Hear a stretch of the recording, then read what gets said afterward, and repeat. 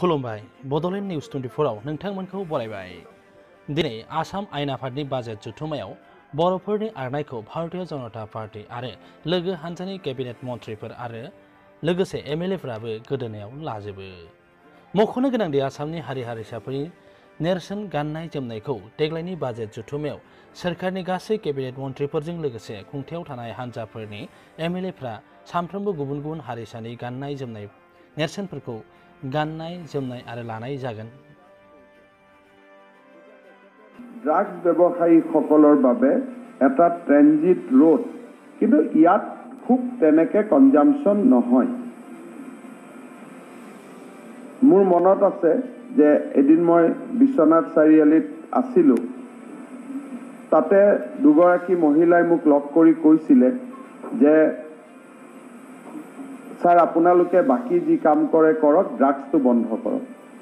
তেতিয়া মই সুধিলোঁ বিশ্বনাথ চাৰিআলিত ড্ৰাগছ ক'ৰ পৰা? তেতিয়া তেখেতে মোক কৈছিল যে একোখন ভাল ঘৰ ড্ৰাগছৰ কাৰণে নষ্ট হৈ গৈছে। ল'ৰা ছোৱালীয়ে মাটি বিক্ৰী কৰাব, কাৰোবাৰ দেউতাকৰ নামত ফল চহী মাৰি চেক ইছ্যু কৰিব, মাকৰ অলংকাৰ কাঢ়ি লৈ যাব। এখন গাঁৱলীয়া ভাষাত এটা যি ধৰণে চিত্ৰ বৰ্ণনা কৰিছিল, মোৰ মনটো সেমেকি উঠিছিল। दिनै गिबि मन्थ्रि डक्टर हिमन्त बिश्व शर्माया नखर बिफाननि खोथाखौ मख'यो।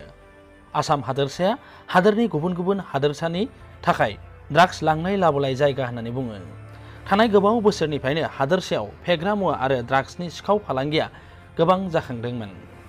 डक्टर हिमन्त बिश्व शर्मा दैदेननाय भारतीय जनता पार्टी सोरखारा समायखिरा लानाय उननिफ्रायनो आसामाव सानफ्रोमबो पुलिसा ड्राग्स फालांगिफोरखौ ग्रेप्तार खालामनो हादों आरो गोबां बिबांनि फेग्रा मुवा ड्राग्सबो हमनो हाफादों होननानै सदनाव गिबि मन्थ्रि डक्टर हिमन्त बिश्व शर्माया फोरमायनानै होयो।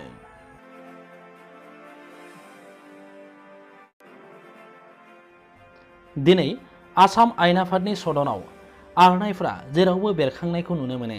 मोनसे समायना थासारिया दिनै सदनाव नुजाथियो।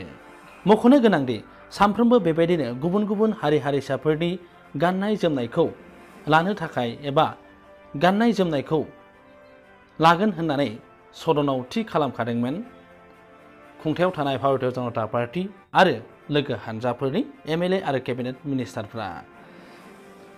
गिबि मन्थ्रि डक्टर हिमन्त बिश्व शर्मायाबो गोदोनायाव आरनाय गाननानै दिनै बिबुंथि होयो।